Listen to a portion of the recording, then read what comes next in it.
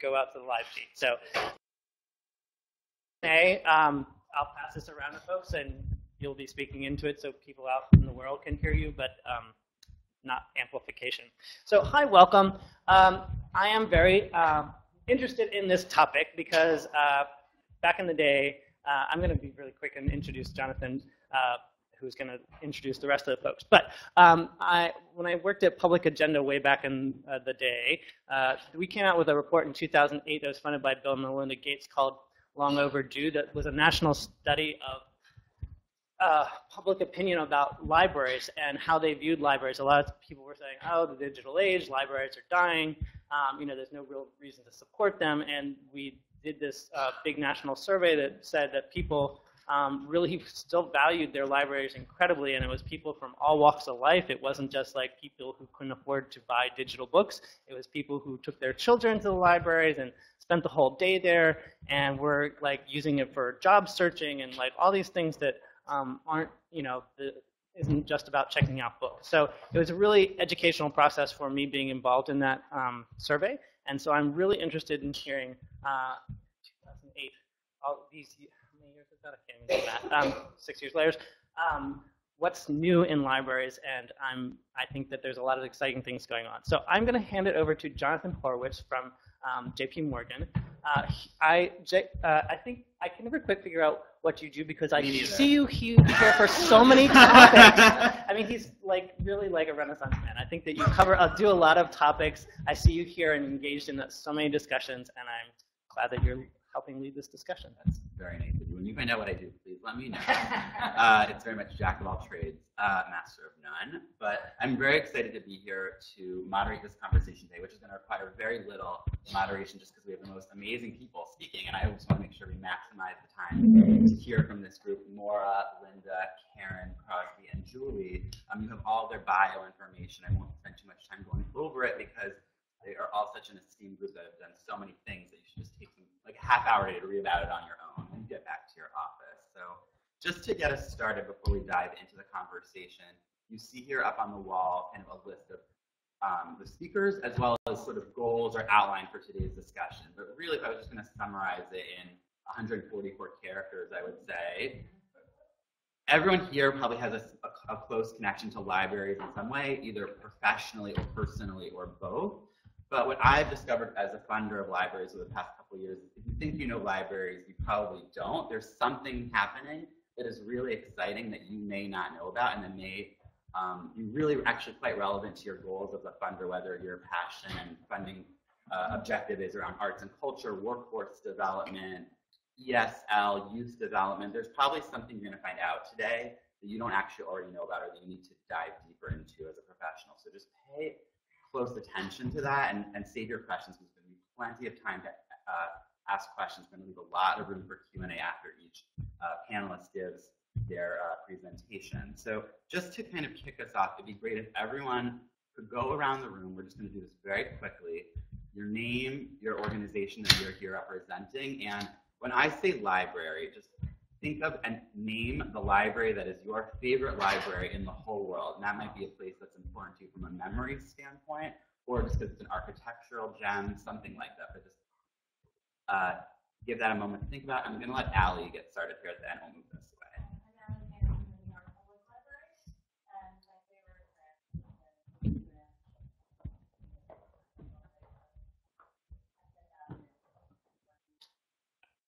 A little biased. Hi, I'm Jenny Correa from the Pinkerton Foundation, and I think the Jamaica branch in Queens is my favorite library. I think it's cool that they have a little discovery center there. Deb Velasquez Altman Foundation, the East Elmhurst branch of the Queensborough Public Library, where I spent a lot of my early years discovering the world. Megan McAllister, the Altman Foundation, and I guess I would say the Greenport, Long Island Library, where I spent many hours with my children when they were little. Andy Fisher of the Lavelle Fund for the Blind here in New York City, and it's a tie between the Ridgewood, New Jersey Public Library, where I serve on the board, and the Andrew High School Library for people who are blind and visually impaired here in Manhattan. Carrie McCarthy, the New York Community Trust, and the library that comes to my mind is a one-room filled with books in Norris, Tennessee. Michael Romali, Seward Park Library, because that's my neighborhood library, and it is a beautiful, classic old library building that is just wonderful to see every time I walk past it. So Jonathan Horowitz, JP Morgan. I'm going to say the McKeldin Library at University of Maryland, College Park. That's where they took us in high school to do our research papers and show us how a research library worked. I'm Maura Marx from the Institute of Museum and Library Services. I'm not allowed to say which library. That's what I was thinking. I want to hear that. So I have sidestepped the first obstacle of the day. Linda Johnson, I'm president of Brooklyn Public Library. I love all my children equally. But I spend my days, for the most part, at the Central Library, and I think that is safe to say as a favorite, not only because of the architectural beauty, but also because of the diverse group of people that spend lots of time there and the incredible services that we deliver there. I'm Karen Rosa with the Altman Foundation, and I guess my favorite library is the East Meadow Public Library, which is the town I lived in when I was tiny on Long Island, and my mother was on the board, and I still remember Miss Laura Secord, who was our children's librarian, and I adored her. Crosby Kemper, the director of the Kansas City Public Library, and of course our Central Library, which is a beautiful building. But I also have to say the Oliver Wendell Holmes Library at Andover, where I went to boarding school, which is a place where I discovered the world.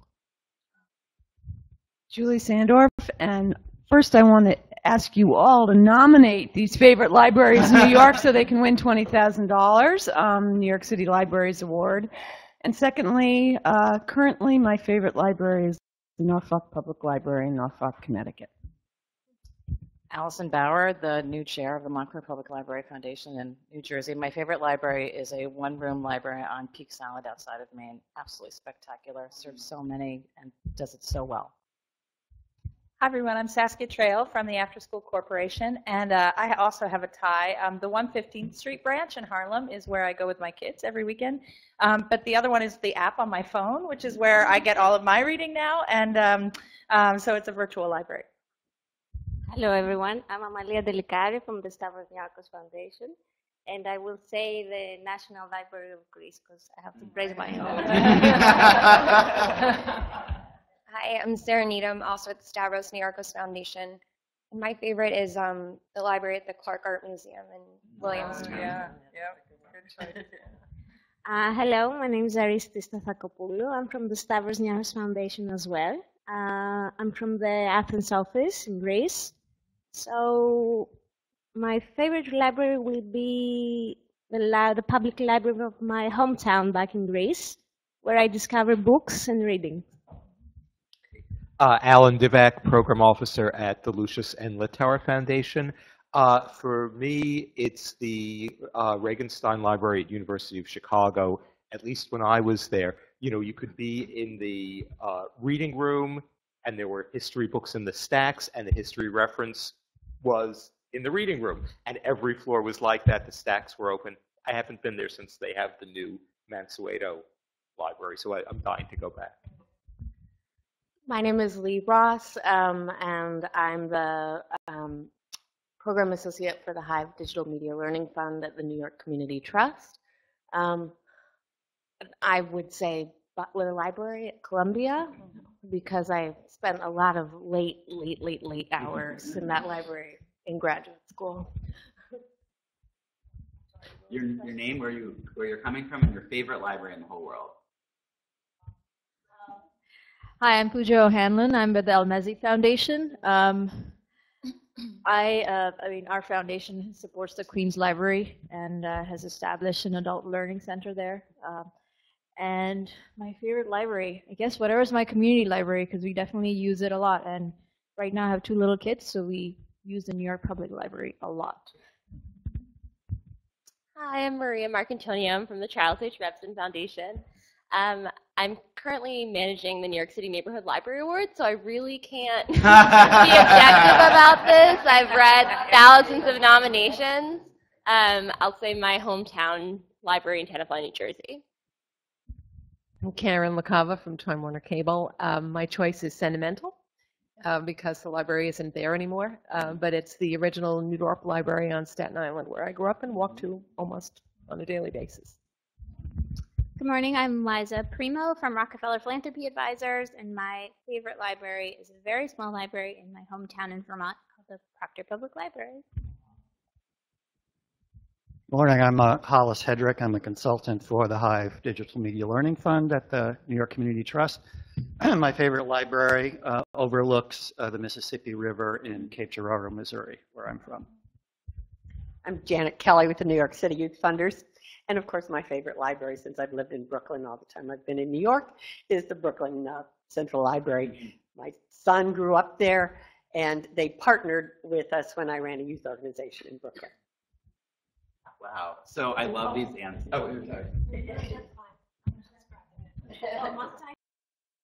Go for it. Aditi Davray, originally from New Zealand, but work here at Philanthropy New York. My favorite library is the New York Public Library branch on 20th Street because I take my twins there. So I love the diversity of this room, and I love the diversity of your answers. We had quite a mix in there, and I never would have occurred to me when I came up with this icebreaker that there would be so many people who would say this is a controversial exercise, and they would get into trouble professionally for answering that question. Like, what's your favorite library? But okay, so I'm already learning and being surprised.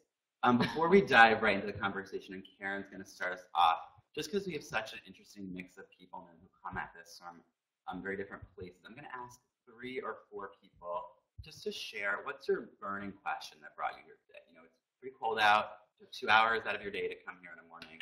Okay, Alan, why don't you go first? Just keep it concise. You can do it. What's the data that libraries are economic drivers? And is there any research data? Oh, thank you. What's the data that libraries are economic drivers in their communities? And especially, does any of this originate from outside professional library circles? That's my very burning question. Great. Data. This is not a shy group. I know you people. The question I have today is how can libraries collaborate better with schools?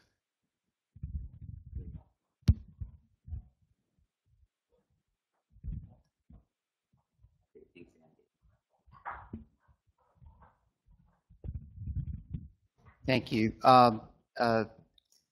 When I have asked the directors of some very outstanding libraries, public community libraries, what they find to be the most, 1 or 2 most cost-beneficial activities or types of even physical construction that can add value to their patrons, the 2 of the answers that I've gotten, number 1, programs, because with a myriad kinds of programs, you are building on the expertise of your staff, and you are making the most of whatever fixed costs you have. You don't have to go and build a new building to do more programs necessarily. But the second point, and this is related in a way to the first, is that make sure that your whatever the major common space is, the auditorium or the common room, make sure that that is attractive, accommodating, flexible, et cetera, so that you can host all these programs. And I just wondered if you had any comment about that observation from community librarians. Do you have any last or any questions, Deb? And I guess the overarching question of what are some of the working tensions associated with trying to be a lot of things for a lot of people? And wow. Okay. Okay. I think that was really helpful because just even in that sort of set of 4 representative questions, we had really different people asking, right, what's the case to be made? Where's the data that supports this? What's the relationship between community library and school systems? how to think about the physical space of a library and making that accessible and accommodating and beautiful and welcoming, and also how do we be all things to all people, which is sort of the impossible mandate that all of you folks who work in the system have. So this is, you're giving us a lot to think about. And Karen's not going to answer all those questions for you in 8 minutes. You can leave me alone. Thank you, Jonathan. As heard, I'm Karen Rosa. I'm Vice President and Executive Director of the Altman Foundation, and I'll get back to the foundation in a second. But we went around the room, and I think the controversy shows the kind of passion people feel for their libraries. I grew up in libraries. As I said, my mother was involved, and I really should say my favorite library should be the engineering library at Columbia University, which is where my parents met. Libraries play lots of roles for lots of different people. I've always thought they were magical places, and I think they've been a magical place for the Altman Foundation as well. The foundation started back in 1913 under the will of Benjamin Altman. Some of you are too young to remember the Altman Company department stores, but we used to own the stores. When Altman died, he left controlling interest in the stores to this foundation that he set up. So the stores were a non-profit business. So when you bought anything at Altman's, the profits went out to charity. And under the thing with Altman was the child of Jewish immigrants. He grew up on the Lower East Side, never got past the 5th or 6th grade. But education was very important to him, and he was quite progressive in his thinking. He was a founding board member of the Educational Alliance on the Lower East Side, and he also had a school inside the store where his employees could strengthen their reading, their writing, their math skills, and move up. But one thing I thought was really interesting, and our archives are so terrible, they threw out everything when they sold the stores. When we had our centennial last year, the library presented us, the New York Public presented us with a photo of the reading room. It was a traveling library that Altman set up with the New York Public, and it was in the ladies' resting room for his female employees. So just making sure that these kind of treasures were available to people was very important to him. That's still very much a part of what we do. We made our first official grant to New York Public in 1929 for $500, and we have supported them every year since. So once under the Tax Reform Act of 1969, a foundation could no longer get all of its income from one for-profit source. The stores had to be sold. They held on as long as they could. They sold them in '85, and the staff started in 1986. And that's when I joined the foundation. And we had about 85 million. Then we have 260 now. We've given away 270 or so since I've been there. Once the endowment has been created, the funding for libraries went to a totally different level. But the grants have always maintained Benjamin Altman's interest in making sure that libraries and what the treasures that were in them would be accessible to people who would not otherwise be able to have these opportunities. And my very first board docket in 1986 included a grant of $25,000 to the Brooklyn Public Library to establish library collections in nursing homes, hospitals, and senior centers so that elderly people who could no longer go to their libraries could have them brought to them. And our 1986 grant to the New York Public Library provided $50,000 for collection development, programming, and community education at the Hunts Point Regional Branch Library, with particular focus on providing materials for languages other than English. And if you think back to that time, it was actually very interesting because there were a lot of people coming in from countries where they had never had access to free public libraries. The concept didn't exist. Many were from authoritarian regimes. This was a big deal at the time. And in 1993-94, we were also providing grants to the Queens Library for programs to increase library usage among African Americans and immigrant groups in Queens. And this grew by 1995 to include life skills workshops. They were already thinking about what are the ways libraries can build skills in their communities. And in recent years, along with many of you in this room, and perhaps most notably our colleague from El Messi, which has been so fantastic in working with the Queens Library, we've made significant contributions to the terrific programming they do in Queens and new immigrants, as well as in their work with engaging young people. In 1996, because part of what I'm supposed to talk about is workforce development opportunities in libraries and engaging young people. And 1996 was the planning phase of what was called the Page Camp, which was to train local young people to become pages in libraries and introduce them to the profession of librarianship. And in 2007, through a grant from the Pinkerton Foundation, and Pinkerton was here as well, Queens was able to retain a consultant to create a comprehensive plan for teen employees that would support their work experience at the library, but also their plans beyond the library, school, and careers. And many of us, including Hearst and Really Often Plus and many others, who joined in supporting the Queen's programs for teens, including discovery teams, teen tutors, and teen mentors, which was an effort to get young people to be able to help consumers in libraries use computers, because that was all very new at the time. And I was looking back at our 1996 file, saying we should get rid of our files. It was in there, so we could keep looking at them. And I was very interested to see that Gary Strong, who was then director of the Queen's Library, referred to the library's role as a way station on the information highway, which I thought was great. And a 1997 article in News Every Keep Everything, didn't think that, but I'm a little worried about that. It was talking about the important role Queen's Library is playing in providing access to technology. And it stated that in the past few months, the library has added new computer software that has Chinese and Korean websites in the native characters. We wouldn't even think about that now, but that was groundbreaking at the time. It meant a lot for library users. And work with young people was also underway at other library branches. In 1993, we helped the Brooklyn Public Library launch Kids Connection, which was a summer and after-school program for youngsters ages 9 through 13 in Red Hook, Crown Heights, and East New York. And the library hoped to work with 100 children that first year, and more than 2,500 enrolled, which just shows the kind of demand there was for this kind of program. And we've been longtime supporters, along with most people in this room, of the library's first 5 years program, and Megan's here, she can certainly talk about that and his questions, which provides children and their caregivers with essential high quality, this is really important, I'd love to talk to you about high quality early education for children, these opportunities in branches throughout Brooklyn. And at the New York Public Library, our most recent grants helped expand the library's English as a second language classes, as well as establish and expand its initiative in public technology training, which was launched with Altman support as a pilot project in 2012 and is now known as NYPL Tech Connect.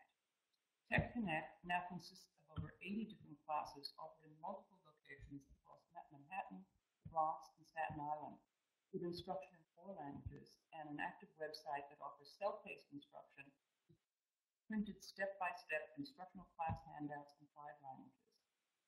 I actually took an Excel class. I didn't know anything about Excel, and I'll see how this works. And I went up to the county poem branch, and it was great. It was a really diverse group of people there, from people who wanted to improve their job skills to the senior who just wanted to keep up with new technology.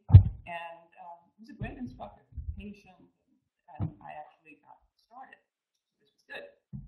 And the library has created 6 new Tech Connect labs, 2 in each of the 3 boroughs, with state-of-the-art equipment, newest program software, and a full suite of mobile devices so that people can take them out. And the library plans to add 2 additional labs before the end of its current grant with us. There are 11 additional computer labs with open lab sessions and training, and on average, these labs need more than 600 visits each month, which is pretty tremendous. One of the important elements of this, one thing I want to say about that, technology, I'm sure that Julie will talk about this, but the technology needs of libraries are huge.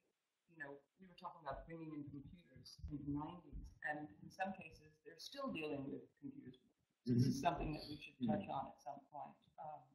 Several of us are actually funding on a separate note, Lincoln Center and their HD in the Libraries project. And one of the biggest problems they've had is with technology. The libraries don't even know what they need to be able to do this.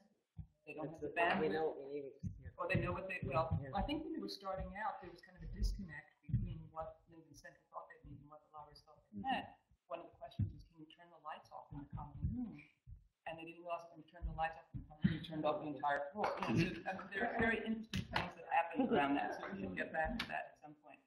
And one of the important elements of the Tech Connect programming is that it's progressive in the sense that graduates of basic courses go on to more advanced topics. And I know we'll be talking about digital badging later on, and that's one of the things the library is thinking about. How do we use digital badging as a way to confirm what people know outside of schooling? formal schooling. I think it's important. I'm really looking forward to hearing what other people on the panel have to say about that. So basically, that's 100 years of believing in libraries as central resources for the residents of the city, places for community building, for skill building for people of all ages, and for access to things that so many of us just take for granted, things that people would not have thought out. And I'm looking forward to hearing what other people say. Thanks so much, Karen. I think my new favorite library is the file room at the Altman Foundation. That's incredible, like, to be able to say, like, here's our history right here. And then I have to learn how to use that. Yeah, I'm still in my zero. We've got that too. So I think we had this 100-year history of amazing things that a local funder with a deep commitment to New York City has supported as far as New York City libraries. And now we're going to turn over to Maura, who has really a perspective and from a national standpoint, thinking about how this works across our 50 states and really thinking about the future and technology and digital media and what's happening in libraries.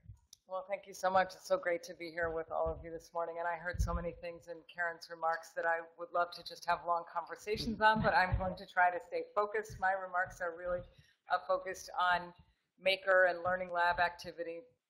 And I am from the Institute of Museum and Library Services, for those of you who don't know what that is, and I think that's a lot of you from the conversations I had over coffee this morning.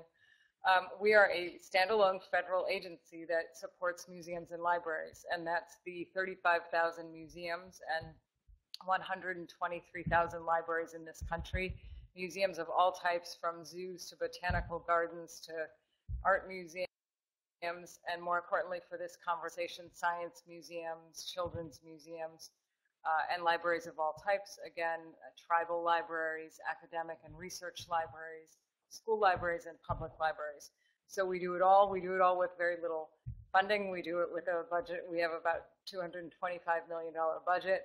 175 of that goes out for my office, which is the Office of Library Services. 150 of that goes out in programmatic grants to all of the states. And then an additional about $25 million it goes out in competitive grants. And that's where a lot of this work has happened. So for the last 4 years or so, we've been very involved in making. And I guess just, there's many reasons why, but the most important reason for us is that we get up every day and we think about ways to reach and inspire groups that might be left out of traditional learning experiences. And we see this as one of those ways. We know we have the capacity to reach women, girls, minorities, groups that are underrepresented in STEM careers, and we think that this opens up a pathway in that direction. And just a bit of an aside, the Washington context, this is a big topic in Washington. I come from Tuesday, I was on a panel on the Hill where I was invited by the Maker Caucus. There's a new Maker Caucus. It's a bipartisan group. It's Congressman Takano from California, 3 others, so bipartisan, and the room was packed. Traditionally, if you say, let's go to the whatever caucus on the Hill, it's sleepy time. And this was packed full of people. 3 congressmen showed up themselves, which is also a rare event. They had to run away to do a vote on the floor, but huge amount of interest here. And again, the stated reason for that is economic revitalization, to increase educational opportunities, and particularly for women, for girls, for groups that are left out. We were also part of the White House, what was this group called? The Maker Interagency Working Group that led up to the White House Maker Fair this spring. So that brought together lots of different agencies, NSF, ED, us, others, and tried to create synergies between the funding that we were already doing in making. And that had a lot of good things came out of that. One of the things that came out of that was a pledge by several mayors. I think about 90 mayors signed a pledge to boost making activities in their communities. Again, they see this as an economic driver, a community revitalization. So there's a lot of interest and support, with lawmakers on the Hill. Anyway, back to us. We're doing it because we represent museums and libraries and support them, and we see this as a natural fit. And when we got into it, we got into, we think of digital making when we're talking about making. We're not only talking about maker spaces, we're talking about learning labs, learning how to mix audio and video, those types of skills. So in 2010, we got into a public-private partnership with the MacArthur Foundation, and we enabled planning for 24 learning labs across the country that would be designed using the principles of connected learning. Are you familiar with connected learning here? Most of you. So, okay, I will define it. I have the written definition. Connected learning is learning that is interest-driven, socially relevant, and aimed at expanding educational or economic opportunity. So the way I think about it is that our labs are different from labs in schools in the sense that, a science lab in a school is specifically there. It has a stated purpose of teaching science skills or engineering skills. Our learning labs are places where youth can learn those skills, but they're doing it because they're following some interest of their own. So there might be a kid who comes in and is in one of these spaces, and they're a fashionista, and they want to design some piece of clothing. And they see that using a LilyPad Arduino kit, they could make the clothing light up. And while they're doing that, they learn how to code. So they're learning those skills that, it's not that they don't mean to learn them, but their real interest is the thing that really lights them up, the thing that makes them passionate.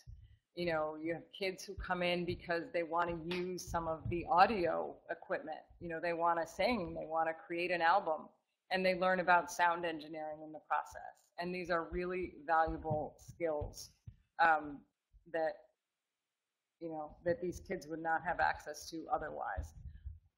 I wanted to put, there's a lot of data coming in now. A lot of evaluation is going on about what the effects of these labs are. And Richard Aram from NYU has done some study of specifically the Harold Washington U-Media Lab in Chicago, which is kind of one of the granddaddies of all of these learning spaces, and looked at who was coming, who was participating. And the kids, the highest groups were self-identified as multiracial, African American. You can see the self-reported average grades. These are not the A and B students. They are saying, we're getting C's, D's, and F's. In other words, we are falling through the cracks in traditional education environments, and they're coming here and they're reporting that they're learning these skills. I don't know if you can see that well, but they're learning several skills. They're learning how to produce a podcast, or create a website, or make a video. These are real useful skills that will come in handy when they're going out into the job market. So we find this work very satisfying. We think that it's right in line with our mission. We're continuing to follow it, and we're continuing to do a lot of evaluation around what's really coming out of it. We want to make sure that skills-based learning is happening, that it's not really just, flashy space. We don't, with $225 million, have the funds to build spaces everywhere. We're hoping that local philanthropy will leverage the work that we've done. So we're pushing out a lot of guidelines, best practices. We're trying to convene the community around these topics so that they can learn from each other. And that's where we see our future work really going at this moment. We have one group going on right now that is the Exploratorium, the Chicago Public Library, North Carolina State University, and Pittsburgh Children's Museum. And they're convening a group in January of about 50 libraries and museums involved in making, who are really, putting their brain trust on paper to bring that to others. So that's where we are. I look forward to. Thank you so much, Maura. Thank you. Yeah. So we're going to be able to dive back into, because I think probably that raised a lot of interesting questions. And as far as things that might be surprising we don't know about, I have a feeling there were a lot of interesting things here that, and there's some links. The links, I can always give you more. There's lots of work out there. Again, Mimi Ito, Nicole Pinkerton, Kylie Kemper, etc. So I'm just going to turn it from Maura to Linda to kind of provide more of a deep local perspective on what's happening in Brooklyn. Well, first, it's thank goodness I'm in the middle of the pack and not at the end, because every time someone says something, I want to jump in, and that would be a problem. It's really, it's great to be here this morning, especially a panel like this among so many people who care so deeply about the work that we do and have been so supportive of the work we do. This is really a pleasure. I want to start by talking about the mission of the library. You know, we are all sort of a little over 100 years old, and the mission hasn't changed all that much in terms of the goal and desire to make sure that everybody in the community is literate and has access to the materials that they need, not only to be, and we talk a lot about being productive and to learn, but it's also a place to explore and to have fun. The main thing that's changed over the 100 years plus is that we've broadened greatly the definition of what it means to be literate. And these days, of course, we're focused on digital literacy. And I like to say that the fact that as many people are going to YouTube today to do searches as they go to Google is an indicator that in order to be literate, you not only need to be able to look at a video, but you need to be able to create a video. That in order to really understand, you know, material that's on the web, you also need to be able to create a website, and you need to be online.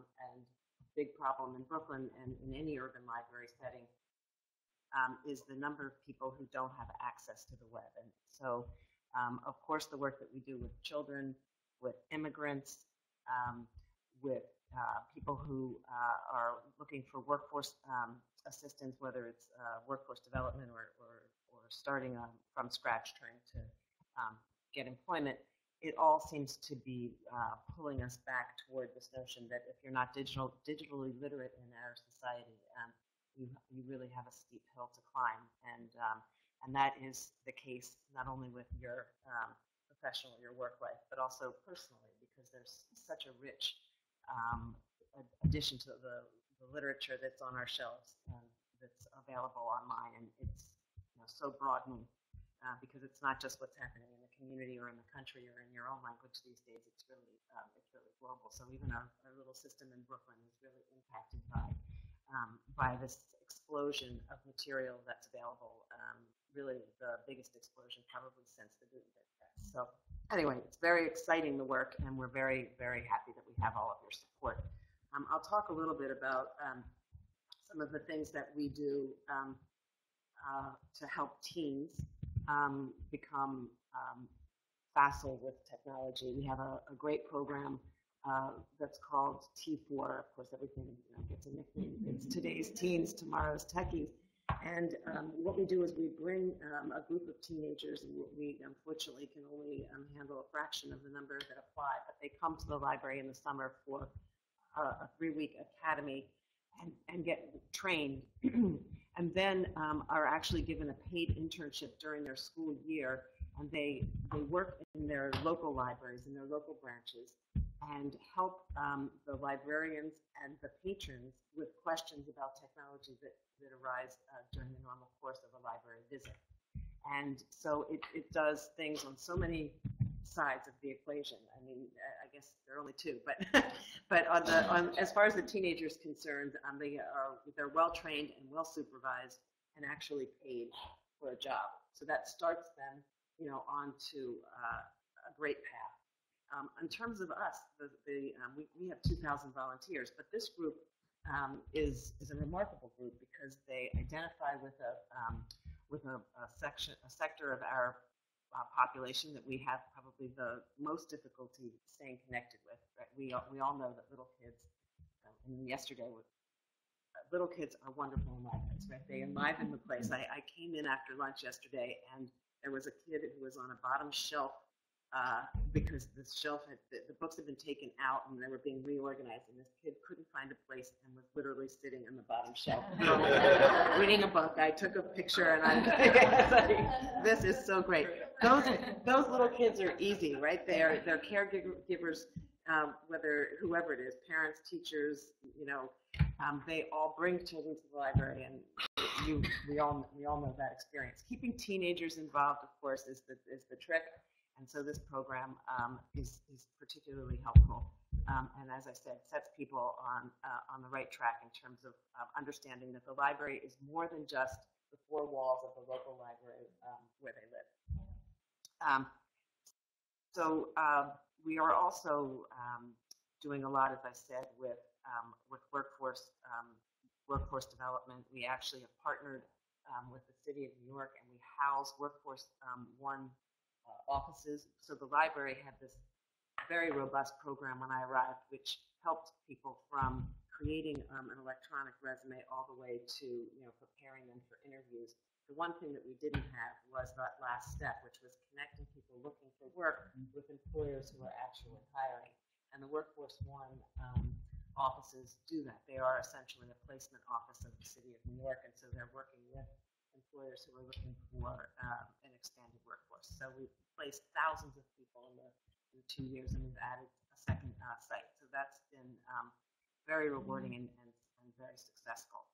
And I'm sorry that I'm giving you sort of broad brush here, but I want to make sure that we touch on all of this so that during questions we can dive into the ones that you're particularly interested in.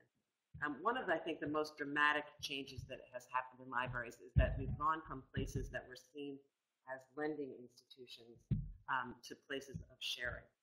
And in Brooklyn, this is particularly important because the creative community in Brooklyn is so robust. And so it's not only, and this plays into Maura's discussion about makerspaces, it's not only about what you can come in and borrow, but it's what you can create and then what you can share. And the trick, and someone asked a question about physical spaces and flexibility, the trick is that our libraries were built at a time when we were strictly a lending institution, and the business was fairly straightforward and transactional. You came in, you borrowed something in print, in English, you took it home, or you went off into a corner by yourself and read it. And today, you can come in Brooklyn, 130 languages are spoken. We are trying to provide services in 30 languages. So you can come in, you can ask for material in your primary language, you can get help learning English as your second language. You can read that material on, or look at it on whatever platform you're most comfortable.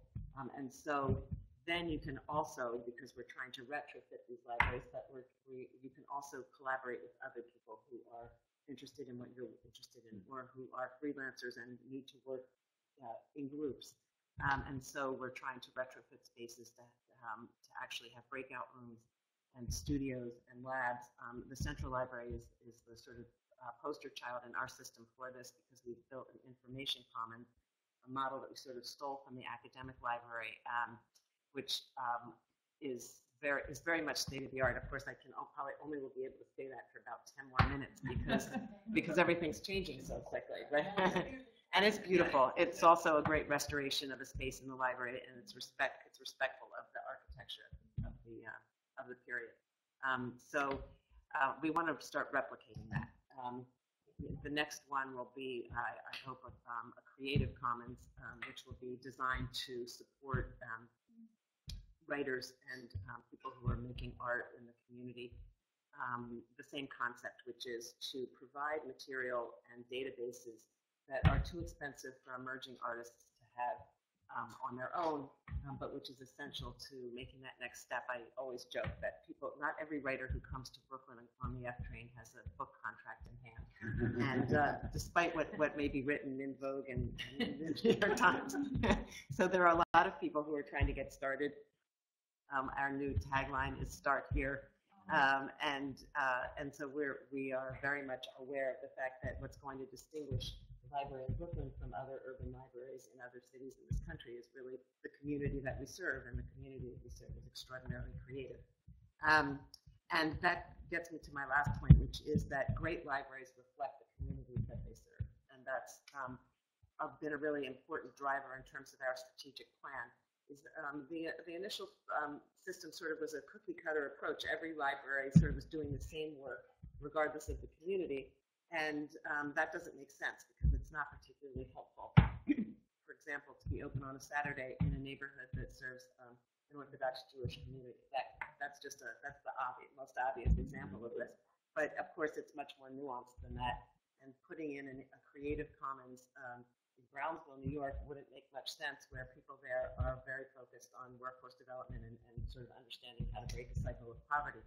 So we're trying to take a deep dive into each neighborhood branch and see how we can tailor the programs there, and this gets to the programming issue, because it is largely about programs these days. How we can make sure that the programs that we're offering in a specific branch are actually the programs that that community needs. The 0 to 5 years programs are in great demand, excuse me, in every library across the system, because all of our terrific librarians see firsthand that 0 to 5 is as much about training the parents about the importance of reading as it is about, actually teaching people to read, right? So the critical thing is to make sure that everybody is on a path of lifelong learning and inquisitive activities, and so that program is, it should be everywhere. But then getting into the more specific, English as a second language programs need to be beefed up in neighborhoods that are just teeming with immigrants in Brooklyn. Someone told me when I took this role that 1 in every 6 Americans either came through Brooklyn or had a relative who did. I know, it's incredible. I immediately called my father and I said, that must be us, because we had a lot of people who lived in Manhattan. He goes, nope. so disappointed. But this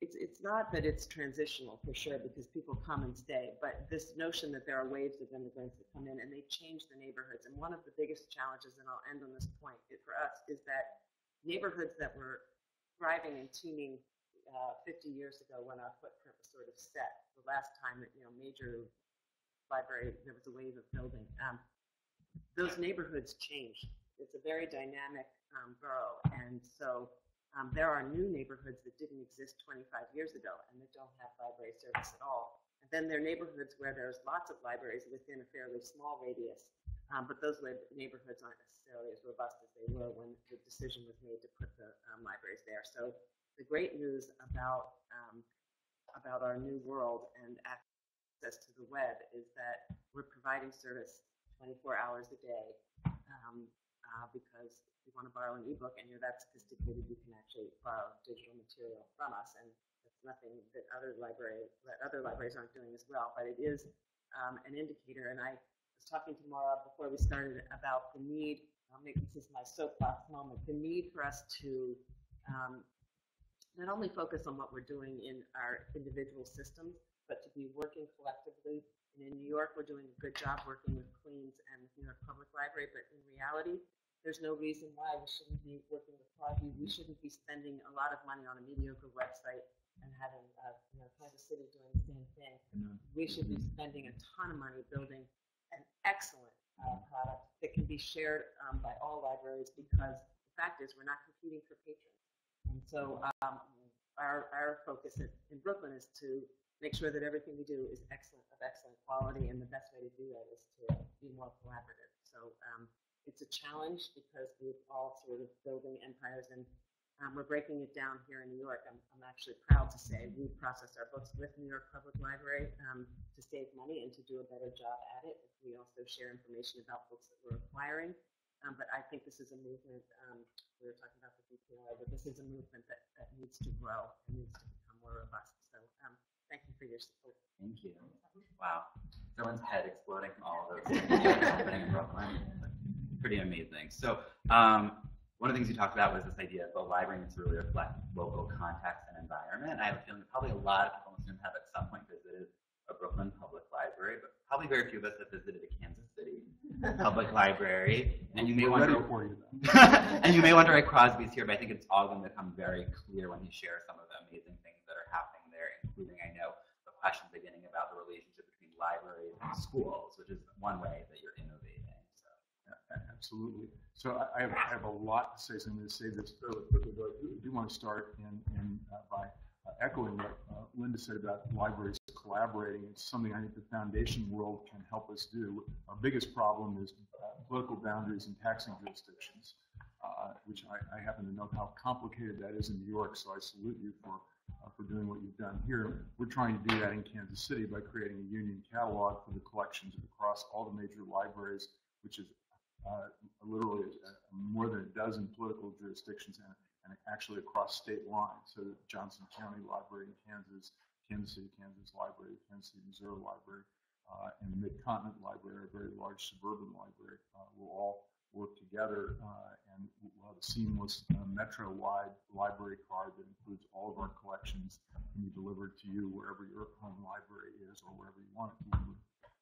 And so I agree very much with Linda that's a direction the library world must go for a variety of reasons, and I think it's something that the foundation world can help make happen. Anyway, I think the reason I'm here is because Google Fiber announced 3 years ago that they had a contest, 1,100 cities applied for Google Fiber 1 gigabit connection to be brought to a particular city in Kansas City. Kansas City, Kansas, and Kansas City, Missouri, ultimately. And it was supposed to be transformative. We were going to be the most wired city in the United States. Chattanooga is coming along with the municipal version of this.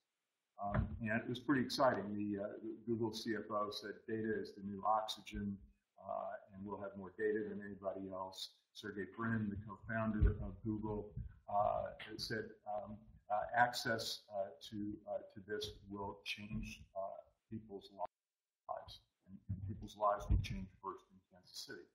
So what actually happened? Well, what actually happened was two 18-year-olds, I think they were about 18 anyway, from Google engineering department showed up about a year later and said, here's what we're going to do. And basically what they said was you will be able to download your movies a lot faster. You'll no longer be able to cook dinner while you're waiting for Oblivion to download to your TV set. And you won't even be able to go to the bathroom, it'll be so fast. And you know that sounded really great.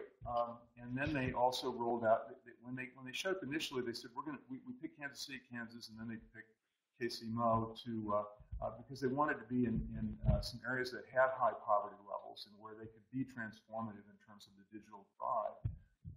And they announced that at the beginning, and we all believed it. And then they took a look. And I'd be happy to explain a question and answer what's wrong with Google's model and why they did this. But they suddenly realized that there was a big digital divide and people on the other side might not want to buy their product. And so they created a thing called fiberhoods instead of neighborhoods. And they asked people to sign up and pay $10 to sign up for the ultimate privilege of actually getting the service, which they would pay for. And they would roll out Google Fiber only in the neighborhoods that had a minimum sign-up level, which meant a lot of poor neighborhoods would be completely excluded from Google's. Well, that's complicated, and there I'll just say I'll leap forward in my presentation. Just say Google's been attacked by a lot of people. My friend Whitney Terrell runs a writer program at UMKC in Kansas City, writes for Harper's. You could see his blog on Monday, which he attacks Google for not basically giving away their service. And they're a for-profit company. They weren't going to give it away. They have a very, very cheap limited broadband. It's not the 1 gigabit that they're offering in the community, $300 for 7 years. And that's actually, if you do that on a monthly, if you dial that down to the monthly, that's pretty cheap. So I don't actually attack Google for this, except for they're not understanding what they were doing. So the library stepped in, and with the Friends of the Library and some other helpers, we actually got enough people to pay the $10 in all the poor neighborhoods in town. The poor neighborhoods that we serve were all signed up, so Google could come. And I'll step back and just say, and I've got some slides about this that we could go through, but I won't go through because we don't have time. But some of you all, I think everybody in this room knows, there is a pretty big digital divide. Google didn't really know that. We didn't understand that. Roughly speaking, 20% of the folks in Kansas City don't have an internet connection at home. And that's a pretty large number of people. And about half of those people are African American, and the vast majority of those folks are poor. And a key aspect of it as well is if you look at the numbers, the Pew numbers, Google did their own study for Kansas City, the variety of studies that are out there. There's a deep, deep, deep relationship to education in this. Money is important, class is important, education is even more important if you're talking about the math countries. So the really important statistic, though, in our universe, this is going to be true, I think, in any urban library with a large underserved population, a large at-risk population, however you want to define it. The Kansas City School District, which has the same boundaries as the Kansas City Public Library, more or less, 70% of the students do not have a connection at home. 70%. That is a stunning statistic, and you should remember. 20% of the whole city, but 70% of the Kansas City public school students. Now we have a big charter moving Kansas City, and it's one of the worst public school systems in the country. Wow. We could go into that. There are a lot of reform, and we're working with them closely every day, literally every day. But the second statistic, and this is going to tell you something about how we solve the problem, and what Google Fiber's problem is, and what our problem is, you and Foundation World, we care about libraries and care about education. And that is 40% of the students. This is, I know from living in St. Louis, it's true in St. Louis. I know this is true in urban libraries around the country. 40% of the students have at least 2 addresses during the school year. The mobility of the students is phenomenal. And there are demographic reasons we could go into for that. But it's important, in what we're talking about today, it is really important to know that fact. Because the one-to-one connection, the connection at home, is not the answer. The connection itself to the home is not the answer if we're talking about underserved populations. So the Kansas City School District this year has rolled out, as the LA School District, you may know the results of that, by the way, the second largest school district in the United States, a one-to-one computer program. Every child in the district now has a computer. Besides their own internal problems, there are no instruction for the teachers, there's a long list of that. Because of that other statistic, the 40% mobility, 2 statistics, and 70% lack of internet connection at home, there is 0% chance that the one-to-one computer program will have any effect on children's learning. And it's hugely expensive, too. There's some good news in all this, and this I'm sure is true for Linda, it's true for most urban libraries. You take that poor and undereducated and underserved population, the demographics that we all know, 50% roughly in all categories, and I could go through a lot of categories with you, but again, this is something I think everybody in this room probably knows. 50% of those folks do make it to the library on a regular basis. They use the library on a regular basis. So what does that tell us? It tells us that 50% don't use the library. And there are reasons for that, and they have to do with, again, mobility. They have to do with lack of transportation. They have to do with a lot of different things. So Google Fiber shows up. And initially they got tremendous publicity, and then lately, since September, there have been all these articles. My friend Whitney Terrell and Harper's, he's been quoted in the New York Times. There's a New York Times article. I have a visual aid.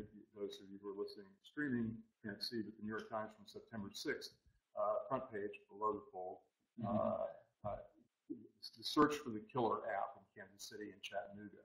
And what it says in this article is there is no killer app, except maybe one killer app, the Software Lending Library, which is something that we're doing, David LeCrone, our digital branch manager, which is an attempt to take our software licenses and universalize those software licenses, make them available remotely. We're working with software companies to make sure they understand we're not trying to cannibalize what they're doing. We're taking our existing software licenses, and we'll buy more, and allowing them to be used remotely. And we're talking about using them in locations. We'll start out with folks like Connecting for Good and the Reconciliation Services, which are providing services to the most underserved people in the community in their locations. We're talking about putting them in public housing, boys and girls clubs, in churches, et cetera. But we want to do this with, this may be a place where some foundations, maybe the IMLS can help us in our relationship with the software companies to try and do this. The IMLS has been very helpful in this. So we're doing some of this that is reaching the underserved, but we're not reaching everybody yet. And I'm going to go through now very quickly some things that we are doing. I'm going to end up, the theme of this is what can we learn from Google, but more importantly, from Google Fiber and the gigabit connection, but more importantly, what can we do to take the gigabit connection, the big broadband, and turn it into learning? Where does learning actually happen in the digital world? So we think we've taken a leadership role in Kansas City with the help of Mozilla, with the help of the IMLS, with the help of the MacArthur Foundation and others, to create a network consortium. We're doing digital inclusion summits. We have a lot of hackathons and hacker spaces being created, innovation hubs in the town, in the city, and the libraries involved with all of it. We're also working on a whole series of what we think may be transformative,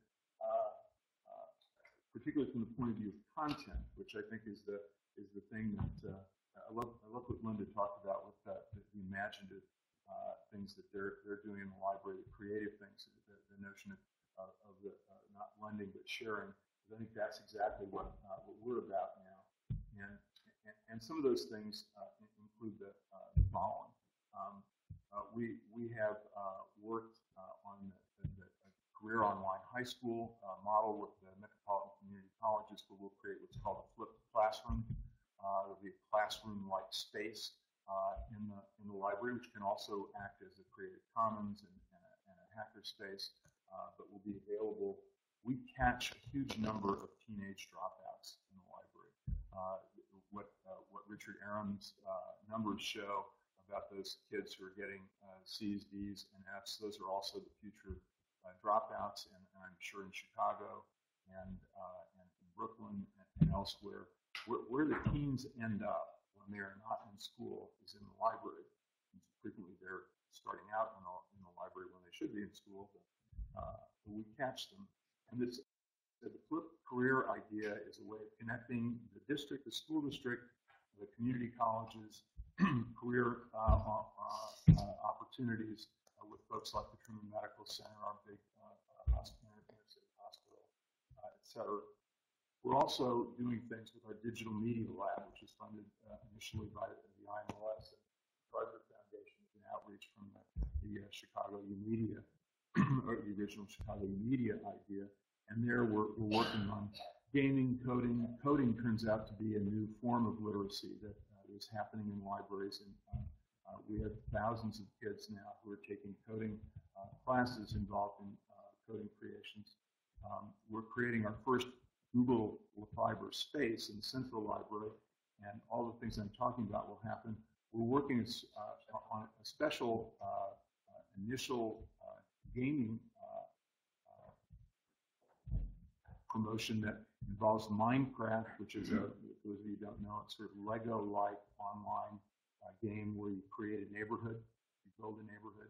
What we're trying to do with this, and we're also adding Oculus Rift, which is a virtual immersion technology into this.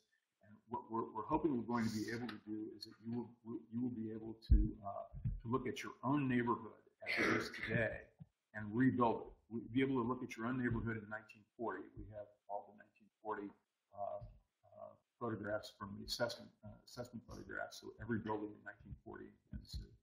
You'll be able to look at your neighborhood in 1940. You'll be able to look at your neighborhood today. You'll be able to use Minecraft to rebuild your neighborhood.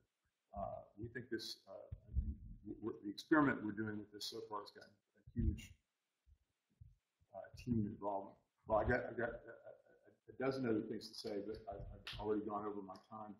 I do want to say, the last thing I want to say is, I think at the end of the day, to cross the digital divide and to use this technology, two things need to happen. One, the gigabit technology does change the way a big screen like we have in front of us today, that you can't see online, is changed. It's like really having people in the room. So the MOOC idea, what we're calling in our shop the local Khan Academy idea, I think has real power, and libraries can play and flipped classroom a huge role. And the second thing I have to say is this is about learning, and therefore it has to be about literacy, not about digital literacy. So it has to start with reading. And we're working on that by calling our spaces that we're pushing out into community learning spaces, which will combine the digital attraction of the computer, which is necessary. In statistics we've seen with our focus on early childhood, our summer reading programs, et cetera. So with that, I'll quit.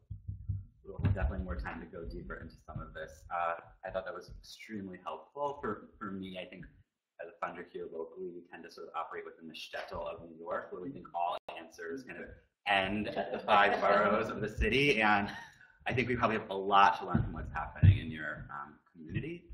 And I just want to turn it to Julie now, who has the official role as our respondent to the panel. And Julie's been an amazing funder and advocate for libraries. And I know we had a question at the beginning about, well, where's the data that supports this? Where's the data besides kind of a self-reported advocate within the library system? And I know you've also supported a lot of research to kind of really underpin this conversation. Well, I can start by answering that question in part. Maura might be able to also provide some information. Pinkerton in the future in New York has done 2 seminal reports. One in 2013 called Branches of Opportunity. That was really the most comprehensive look at the role that library branches in New York City are playing in economic life, educational life, social life of New Yorkers across all the branches. The second, which just was released in September, was also the most comprehensive look at the infrastructure and capital needs of the libraries, which is something I want to touch on today because I think it's front and center in the conversation about digital learning and the libraries of the future. So I would strongly recommend looking at Center for Urban Future, those 2 reports. Great. Go to the, and I would strongly recommend coming to the December 4th event as well, where 6 design teams are talking about real life challenges these libraries are facing and moving towards the 21st century. So I have a couple of statistics and then questions for the panel. And this is from the New York perspective, but I want Crosby to answer from the Kansas City perspective. In New York City, and this has been very thoroughly looked at in the latest CUF report, the 3 library systems have $1.1 billion in capital infrastructure needs. Literally, the libraries have the New York and Child and City capital budget. To give you a comparison, since from 2003, 2004 to 2012, other cultural institutions in the city in total received $2.1 billion in capital funding. Parks and other recreational efforts got $4.1 billion in the city capital budget, and the city's libraries got $501 million. And that is with 40 years, I'd say, of neglect of these branches. Why is that so important? Because if, in fact, we can realize this dream of digital literacy and digital creativity and all of the things that we know are so important to communities across the city, it's real hard to do it when you've got branch libraries where there are 10 or fewer outlets. Just to give you an example, in CUF's report, survey of 45 branches across the city showed that 58% had outlets for 10 technology devices or fewer. 18% had plugs for just 1 or none at all. And the lack of meeting in community rooms, 100 branch buildings are 10,000 square feet or smaller. It makes it very challenging to create maker spaces. So that's one challenge.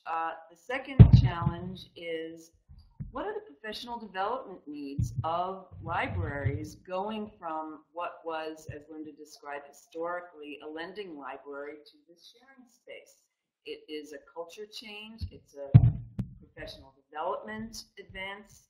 I'd be curious to hear from the panel what that involves and what resources are required. And then thirdly, I would love to hear about how Kansas City was able to deal with the technical and capital infrastructure upgrades that allow you to do what you're doing now. Where'd the money come from? And then I guess lastly, Maura, although you act like you're very modest about what IMLS is doing, are you the single largest national funder of libraries in the country at this point? I'm guessing you are. So this is very much a local question. This is where libraries do not get buckets of money from state and local government. They are very much local institutions relying on local tax bases and local foundations. And so hats off to you, because you guys are the biggest in town. We're very grateful. So I don't know, that's a lot of questions. I'd love perhaps start with the question of how do we get to this fabulous next level when the basic, what are the basic infrastructure needs? How are you dealing with them? I was in the Eastern Parkway Library last Tuesday night in Crown Heights, and they have 4 computers for adults in that library. So that's our baseline. And I think just before we jump in, I want to make sure we have time for the broader Q&A, so I just want to invite everyone to their comments, concise but deep. I'll start on two of the questions that you posed. In terms of infrastructure, it is certainly a challenge to figure out how to deliver the highest quality programs and services in buildings that are anything but highest quality. And then also it's our responsibility to take care physically of these structures. And there's some of these extraordinary Carnegie libraries that have architectural significance, but as we all know from old houses, you have no idea, what the cost of repairing something might be. And what seems like a simple thing to just go in and add some outlets, mushrooms into some, major capital project. So that is. Mention how hard it is to do that. Well, yeah, I won't even go there because I have to be concise, and that would turn into a rant.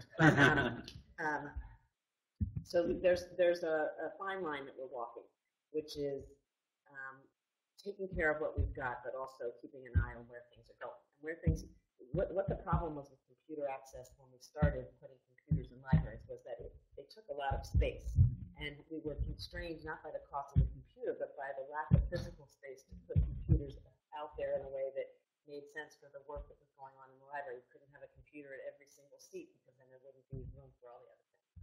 So what's happening, of course, is that technology is shrinking in size and in mobility and gaining in mobility. So right now, for example, the things that we're focused on in terms of technology is our mobile devices. And we've started several programs that began with a laptop lending program through the BTOP money that came in from the Recovery Act. And we were lending laptops and training people on how to use them. And that was very successful. And it allowed us to take the next step, which we're now embarking on, which is lending tablets. And the tablets can actually go home. So the laptops were used in the branches. Tablets are now being lent for long term and being allowed to go home. So it's new, and we've only been at it a few months, so we don't have numbers back on sort of loss rates and all those things that must be going through your head. The step after the tablets is lending what we call MiFi. So allowing people who are not connected have free Wi-Fi in their home through these devices. And that is not been announced publicly yet, but will be in the next week or two. And those loan terms are going to be closer to a year. And that'll be tricky too, because everybody will want one because it provides you with free access to the web. And we're going to try and control it by lending the devices to people who are enrolled in programs through the library, so that it's not an unlimited pool of people, but people that we know are really actively trying to take advantage of the programs that we have.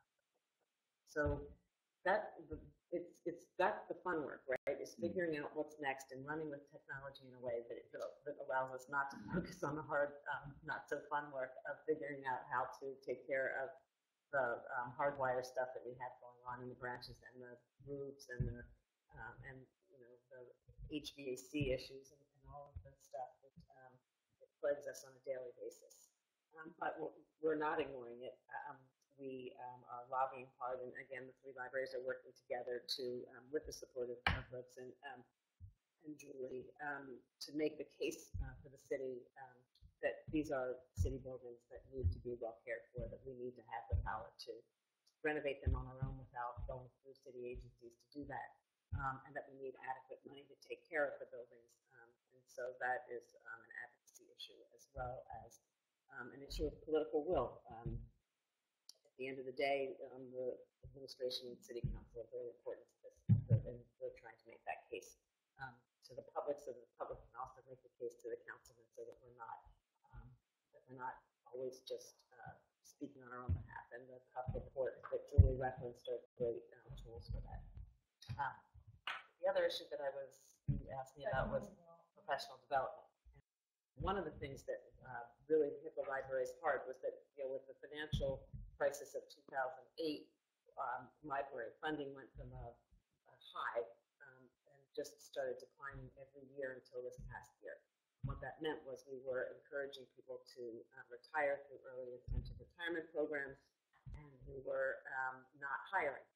And at the same time that this hiring freeze was in place, technology was changing at the most rapid pace in our history, and so we had this huge disconnect between what was happening in the libraries with people who had gone and gotten a master's in library science when computer science wasn't even part of the curriculum, and yet people were coming into the library and their questions were really focused on, once we got past basic literacy issues, on how technology could improve their lives. They wanted a job. You don't get a job in New York City if you can't submit an electronic resume. And all of these things started to sort of coalesce in a way that was not great. I will say that we just hired 25 new librarians, so that is really, really exciting.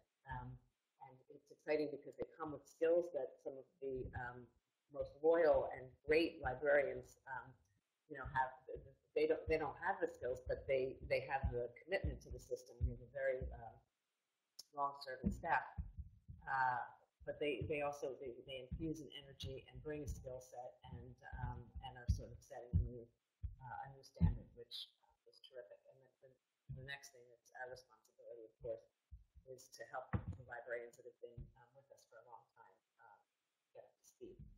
One of the things that I'm really proud of, and it came as a suggestion from one of our new librarians, is the libraries, interestingly, are beginning to lend more than just books and digital materials. And you might hear about libraries that are lending, for example, plant material and seeds, right? And there are some that are lending athletic equipment, and on and on. And we're renting librarians, so we've got this program now where you can borrow a librarian, and that you can't take them anywhere. You can't take them anywhere. It's all virtual. Out to lunch at and, least. And actually, we've gotten a huge amount of response from it. We're also doing a program with the librarians. You can ask the librarian for a custom book list. And one of the funniest supportive emails that we got from a patron who was so thrilled with her book list was that, look at this, like, technology be damned. I think her point was that she was getting recommendations for hard copy books, and she was so happy that we weren't focused on technology.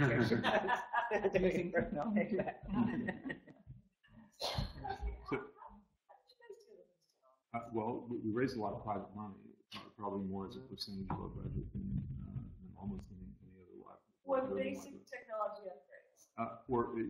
Partly for the of course, for the technology, some of the technology upgrade, we're probably the largest on a per capita basis receiver e-rate money in the country, which is about to go away because other libraries have figured it out with our help. We have received a lot of e-rate money for basic technology upgrades. But we're doing the kinds of things in our programming around this and meeting the Google Fiber Challenge. We're raising private money. We're fighting the city regularly. The city of Kansas City and St. Louis is right behind, take more money from libraries and schools through tax increment financing than any other cities in the United States. Chicago's third, and it's at about 14%. We're at 20%. Of our funding goes away because of tax increment financing. And the city's doing things like building streetcars, which they're talking about as the future. I think it's a 19th century technology. They spend a fraction of what they're spending on the streetcar, convention center, hotels. I could go through a long list.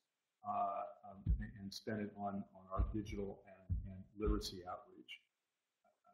It would be helpful. And I think the foundation community, we've been working on our local foundation community, the Kaufman Foundation, the Hall Family Foundation, to try and stand up for libraries and schools, and they have started to. You could see a video of Don Hall of Hallmark Cards, New York Times had as a part of an article that they wrote on the border wars, the tax border wars in the city. So they're starting to play that. They're starting to play an advocacy role for libraries and schools. We need a lot more because the city fathers are just determined to take our money. At the same time that we're working with, and this gets to the advocacy role for all of us, there's a program called Third Grade Reading Program that the National League of Cities has in many cities. About 100 cities have bought into this, and libraries are playing a huge role in this.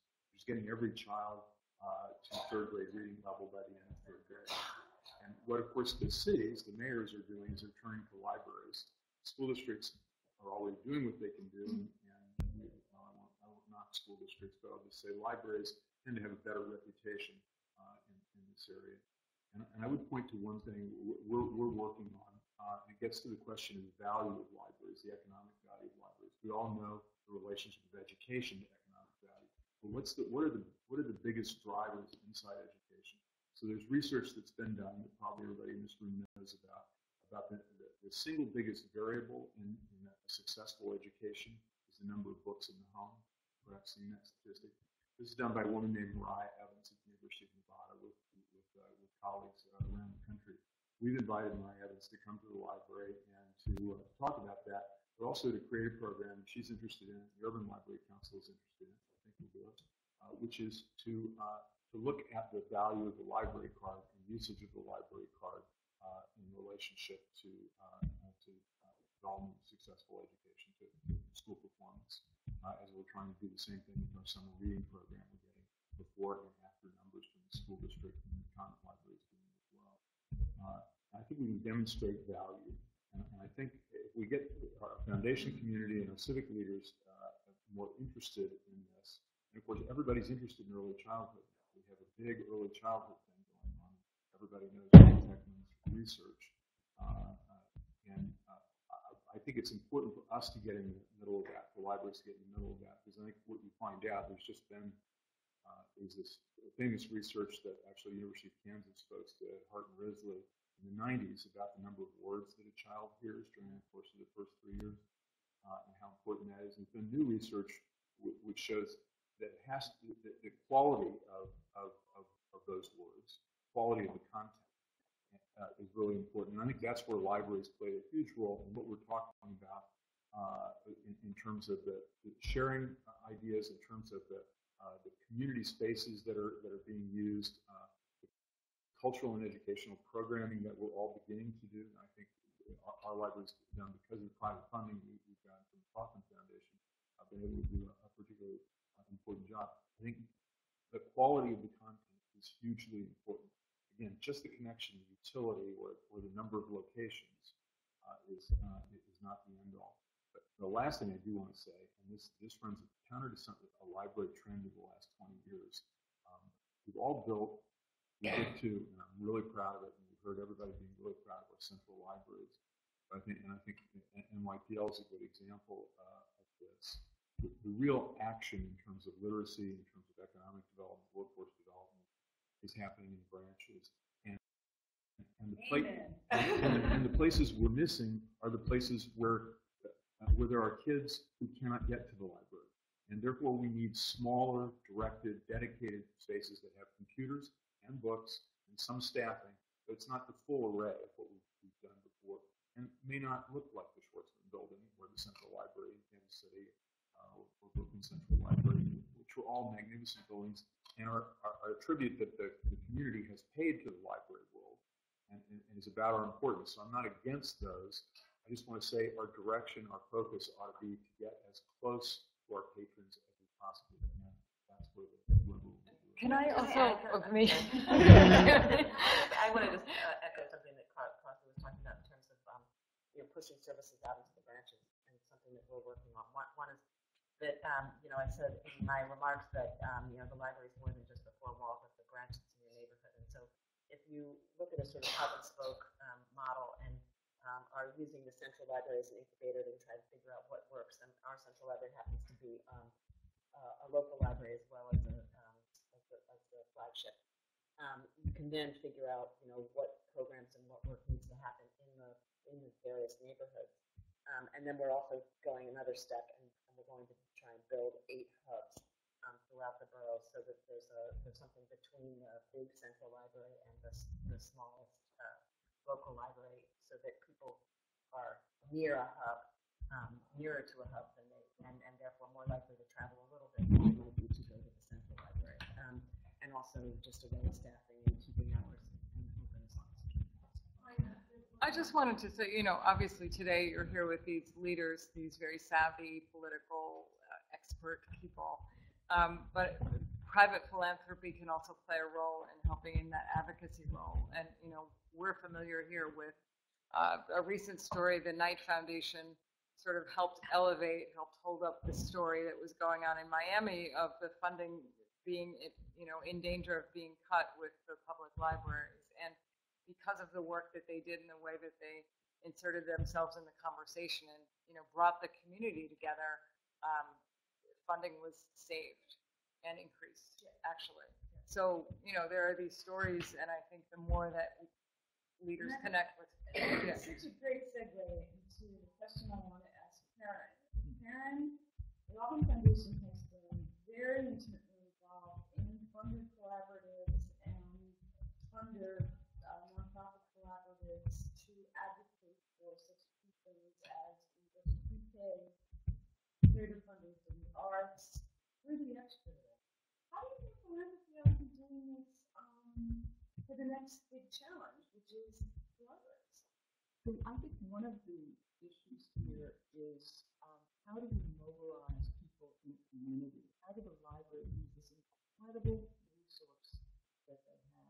So that when you go to the city council, you've got all these people from the community and librarians from these branches saying, we need this and we need to be here. So being able to, for all of us, thinking about, people stay away from advocacy. Foundations are afraid of advocacy and they get caught up with the L word and lobbying. But there's a vast amount of stuff that we can do that is not lobbying and that would help mobilize people around us.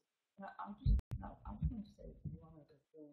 We're talking about technology, we're talking about computers and things. I just want to say, putting a plug for serendipity, which is what happens when there are just books and people in libraries. When I went into my files, I was not looking for a Newsday article about technology, and I just found it. And if everything were online, I wouldn't know what I would find. So I just, but you do find also. I mean, you do find it. There's serendipity online as well. Different ways. Absolutely. But I do. It's like dictionaries versus looking at the word on Google.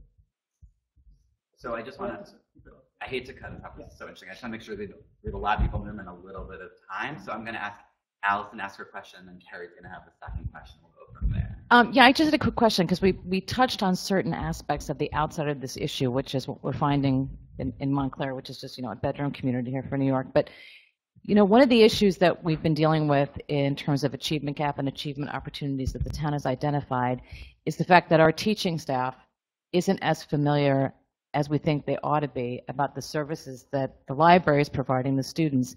And so I'm interested in anything, any information, any resources that you might have or suggestions for, or examples of libraries that are directly reaching out to teachers to share with them things like, the databases that are free and available online 24/7. Things like this that we are finding that the teaching staff they've got a million other things to do, but it's not sort of rising to the top the way we'd like it to in terms of part of their arsenal for educating their students. So we spent the first 7 years of my tenure, I'm in my 10th year now as a library director, getting the school district to issue a library card to every child. We have done it. And they saw how determined we were to offer them our help. So we took over the school's back office, their ILS. We're running out the school libraries. We're doing story times in all the K through 6 schools in our district, including the charter schools. We're providing a school library for a number of charter schools. So we work very hard on databases. We connect them through the library card. We connect the students to our databases. So I think it's marketing your services, and with a larger urban district, that can be really hard. We had in the last year when we were rolling out the program, a library card for every child, we had to do all the work, number one, and number two, we had 5 different people in charge of the school districts. So our experience is the same. I'll just add one thing. We're doing all of that. We've got our search engines in the schools, and it's really heavy lifting. You would think intuitively that the schools would welcome you with open eyes. The one thing that that Crosby didn't mention is the power of the local relationships. The great principal and the great librarian walking across the street, in some cases in our neighborhoods, and making sure that the people on our acquisition team that buy material know that that library needs those books for the teachers to be able to deliver the curriculum. And it happens, actually. But it's really incumbent on good outreach librarians. That's where the focus is. Thanks. Karen, you had alluded to digital badges at the beginning in your presentation, and I know, Linda, that as a member of the Hive NYC Learning Network, Brooklyn Public Library has been sort of on the forefront of this. So I'd just be curious to hear from Linda and even maybe from Maura, where do you see digital badges going and its role in our nation's libraries? First of all, I'm sitting next to Maura, who funded some of the work that we're doing in badging. And I had an amazing phone call this week from the borough president who called to ask if there was some way that the borough president's office could give people who had completed a certain number of programs at the library some form of recognition. They didn't know what badging was. There was no, I was like, oh yes, we can do that. There's like a software set up. We are going to, but this gets into MOOCs as well, right? The badging will allow us to be physical places where people who aren't connected at home can come and take online courses. So it's very exciting. I think the way it's opening up the types of services that we can deliver and the way we can use our physical spaces to make sure that people are motivated to continue to take advantage of the resources that are out there. I mean, I think that it's not it's so sort of intuitive and logical. I think that the key is just to make sure that we're doing a good job marketing. Yeah, I mean, I don't know how much I have to add to that. We think it's important. We're in the space. We funded Brooklyn. There's some other things actually that are in the works now, so I shouldn't talk about them yet. But we think it's important to be able to measure skills in a way and keep showing that these spaces that we're creating are leading to these wonderful positive experiences. So we think badging is a great space for us to be. Thanks. I'm Saskia from Task. I was wondering if, just looking at the third area of exploration, and as Karen and Linda know, we had a massive expansion of after school in New York City, and I'm just wondering, particularly for Maura, but I think for everybody, what are the levers for partnership with those youth development organizations, and what are the assets that you think both groups can bring, and what are the sort of levers to kind of help encourage that sort of partnership with a youth development organization that may be center-based, maybe operating an after-school program in a school, and how could we help cultivate those levers so that people are taking advantage of those partnerships? I think what I understand, we've just held up the notion of a teenager, being able to pursue their interest all over their community so that they're not, is that what you're talking about, being able to sort of have the institutions work with each other? Yeah, so I think in New York, my sense is that a lot of our youth-serving organizations like Settlement Houses and WISE and Boys and Girls Clubs are interested in working with libraries, but they struggle, and I think they struggle with revenue sharing, with space. I think that the questions are what from the library comes to a youth organization. Does the youth organization come to the library? And it's sort of just sitting down and planning over time, but I'd love to see whether there aren't ways to encourage more partnership and encourage deeper partnerships. And I'm just wondering whether there are opportunities that we could put into funding opportunities or into the way that private philanthropy is supporting libraries and youth organizations to sort of encourage more of that partnership for greater benefit. We do encourage it in our notice of our funding guidelines. We're always encouraging partnerships. I would love to hear what Linda and Crosby have to say about particular partnerships. So I think there are a lot. I think we're working with the Boys and Girls Clubs and the Y and others on this notion of community outreach on the digital side and the community learning center idea. Purely online, some of the interesting things that are going on. We have a relationship with the Harry Potter Alliance and of that. So out of the interest in the Harry Potter books, there's this group, and I think there's something like 100 to 200,000 kids now involved in it nationally. And it's basically kids who want to get involved in community activities. I would say social justice is the primary focus, and this relates to another group called the Nerd Fighters, which is John Green, Vault Nerd Stars, who does a lot of online stuff, and his brother. And again, this is a very large cohort of teens and preteens across the country. And there are chapters of Nerd Fighters and Harry Potter Alliance, and they work together. And we're now kind of the convener of that in Kansas City. And it relates to, it goes back to the cultural and educational programs, the sort of lifelong learning stuff that we're doing. We have a lot of young adult authors in the library. We have a lot of programming around social justice issues that are local and national. And so we're trying to tie those together and interest the teens. And we're finding a lot of interest. We've got folks, the GLOW group, it's Girls Learning Online.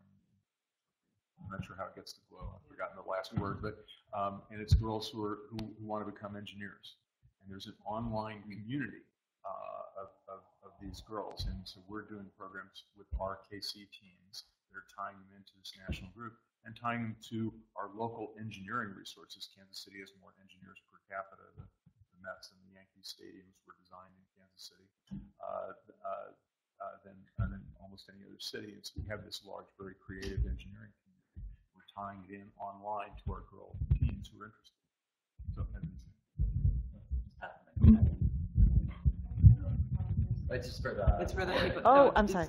So I wanted to sort of piggyback off Saskia's question, but put it in a different way, because Linda, you mentioned the importance of collaboration, and I'm just curious and how philanthropy can facilitate that potentially. And I'm curious, what are the collaborations that you feel you need? Do you need more technology partners? Do you need help working with the New York and Queens Library in different ways? Do you need help developing a sort of federated badging system that's common across the city? What are the sort of collaborations that philanthropy could help facilitate? The answer is yes, because we're collaborating on both sides.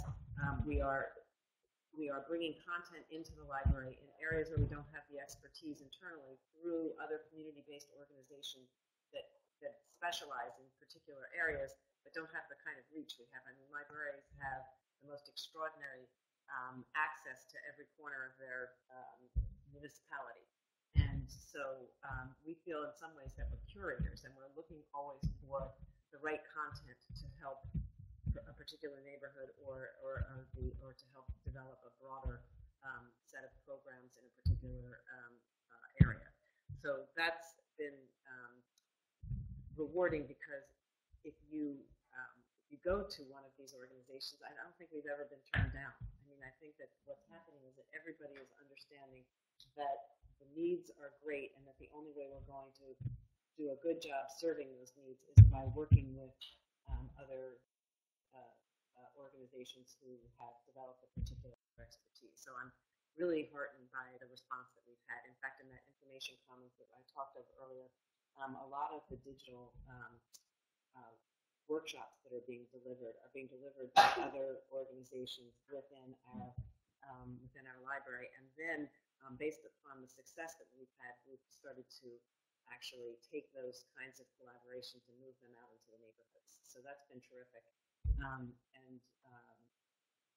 And of course, more funding is more programs. I mean, basically, that's straightforward. Our business is very much labor-driven.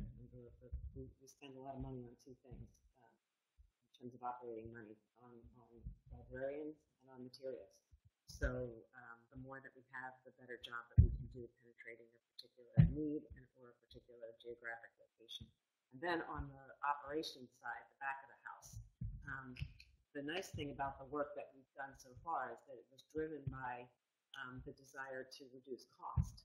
And so the money, we needed money up front to study it. And we spent a lot of money, frankly, on consultants. But we knew that the return on the investment that we made was more than pay for the fees that we had to outlay on the front end. And so the savings are things that go on for years. Not necessarily every joint venture necessarily results in a reduction in operating costs. I suspect that we're still early on, so we're picking a low-hanging fruit, and that as it gets more sophisticated and becomes less about cost saving and more about delivering extraordinary resources and services, that we will be needing private funding. The way we look at the money that we get from the city is that sort of gets us to lights on, doors open, sort of garden variety service. And then to do really great work is where the private philanthropy.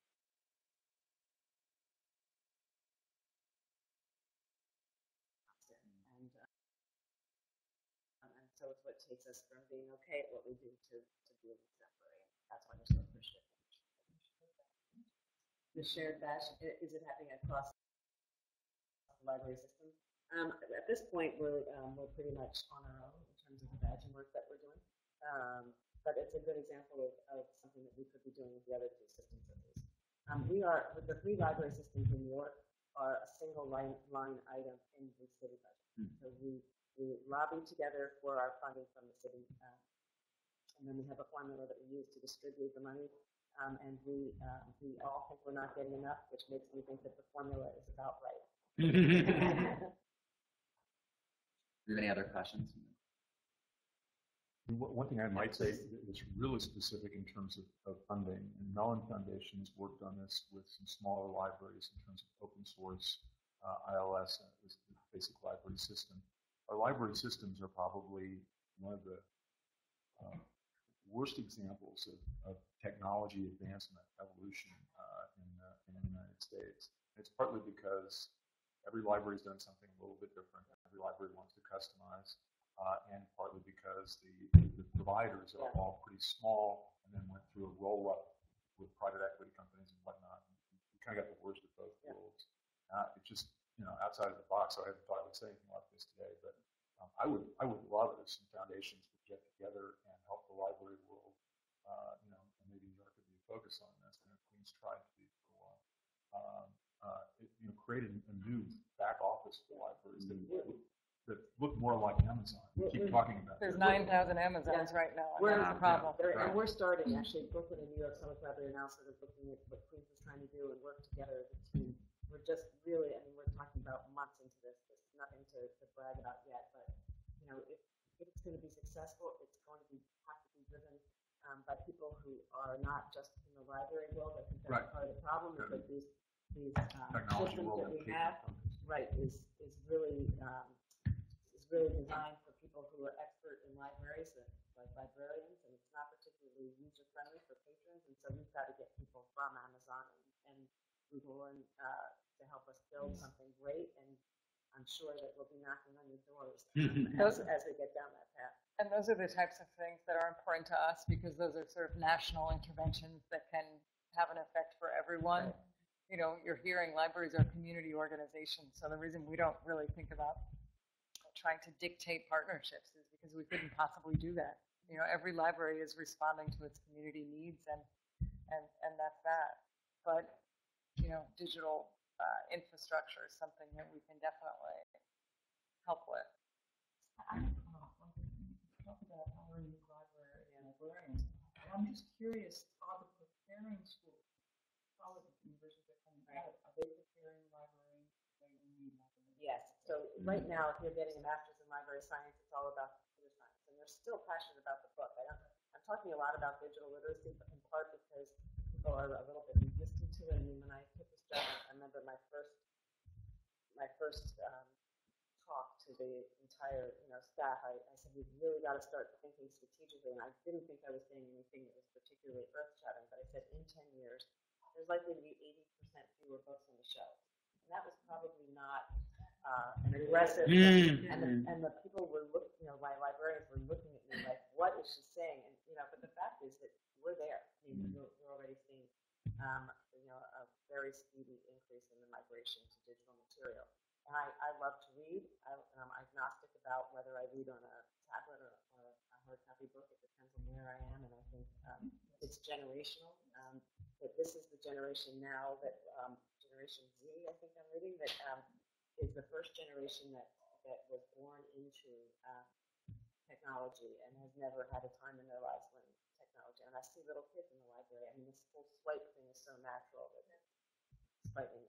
But it's a positive thing because it's, as Crosby said, it's all about reading, and it doesn't matter whether you're reading a book or whether you're reading something online. It's about making sure that people are literate. And so yes, the library schools are all about that, thank goodness, which is great. So I know our time is coming to an end. I can hear the bags starting to rustle, and I just want to close by asking. We started by everyone sharing kind of sort of a memory of a favorite library and some burning questions I had. So maybe if I could get 2 or 3 brave volunteers to just share, kind of as you're absorbing this information, what's for you a key takeaway? And I won't ask you to sign a written grant agreement or pledge, but what for you, if you're coming at this as a funder, might be a step that you're looking to take or go deeper as you're thinking about this and how it applies to your day-to-day work. Alan? And if I could go back to my original question. Sorry, we, in addition to working in New York, we also work upstate, and we've been approached by some libraries for very substantial funding. It's a very hard case for our board, as you might imagine. I mean, people don't necessarily respond to this. So what I'm taking away is that I have an awful lot of work to do to try and understand, let's say, the CUF material and try and apply it to a more rural or small town setting to see maybe they are convincible, maybe not. I don't know, but that's sort of my takeaway, so thank you. Great. I know that Allison. Well, I was just going to say, I thought I just was going to do this as far community in Montana, and a couple of them that is a couple of them that I think are helpful in terms of helping us make the argument ourselves and getting more people to meetings to help us get greater funding for our libraries is, the whole notion of today's teens being tomorrow's techies. And I think what Linda was talking about was, kind of constantly making the argument that libraries will have always been about interest-driven and socially relevant issues coming together, and making that a more intentional argument, I think will help us raise the level of importance for the library in our community, because we do see it as the major service provider for just about any gap we can think of. Yeah, I just will add one little thing or 2 things to that. Not so little, because it's sort of the foundation of what we are, but the thing that's so extraordinary about libraries is, A, that all of these things we're talking about, we offer to our communities for free. Mm-hmm. And the other thing is that we are the most democratic institution in our society. That as long as you have the inclination and the curiosity to open our front door, wherever that door might be, and we talk about our website or our online presence is our 61st branch. So wherever you go to get help, all you need to do is enter, and we're there for you, regardless of whether you're here legally or whatever the situation. I just want to tell one very funny. This is in this room, although I know it's not in this room. I was I was with one of the development officers some years ago from one of the libraries, and she was talking about a corporate gift that had been made. And someone at the corporation called up and said, okay, now that you've made our gift, how many library cards can we have? And I thought that's so classic. I just would like to tell you all about something that's happening. You know, the mayor has this initiative for this municipal ID. This gets to the idea of a library being a democratic institution. So there are people who are here who are undocumented or don't have driver's licenses or whatever and have no form of formal ID, which makes life challenging. You can't go into many government buildings, much less office buildings, without some form of ID. And the municipal ID card, which is rolling out soon, is going to provide that identification for people. There's a process that you have to go to get one, and our library will be a place where you can come to apply. Ultimately, I think these municipal ID cards will be library cards. We're already working on the technology so that you and the incentive to get the card and to make sure that it doesn't discriminate, it doesn't sort of identify you as somebody who doesn't have proper documentation, is that it's got all kinds of discounts that are connected to it. So if you have the card, you get free access to certain museums, you get discounts in certain stores, and so there's a lot of reasons that you might want one even if you have all the documentation in the world, and that is the hope, that everybody will have this card, and that ultimately it'll be a ticket to the library. So I hate to cut this off because it's so exciting. I'm sure there'll be room for people who want to stay behind and talk offline or exchange business cards and continue the conversation. I want to thank our incredible panelists for sharing all this wealth of information with us, and thank you for all of your great questions and ideas. And I just want to remind everyone of something that Crosby said to me before we started, which is these are huge questions that are not going to be solved with one-year program grants, right? Like, this is stuff that takes longevity and real big picture thinking that sometimes we in the funder community go, these are infinitely huge problems, and our one-year $25,000 grant is going to solve them, and that's just not going to get us where we need to go. So I think we need to sort of take it upon ourselves to think a little differently about this. Just add in the final thing. If you are into this digital learning topics, the next in the series of digital Hive sessions is going to be on learning to code in January. I don't think we have an exact date yet. Okay, so that's January 2015 already. And for those of you who are interested in interdisciplinary type issues, a big program that JC Morgan is hosting on December 9th, Serving Those Who Serve, is a half-day conference on veterans issues about education, health, workforce issues. So check that out. Thank you. And thank you all. Thanks so much. I also just want to thank Hollis. Yes. Great job. Thank you, Hollis.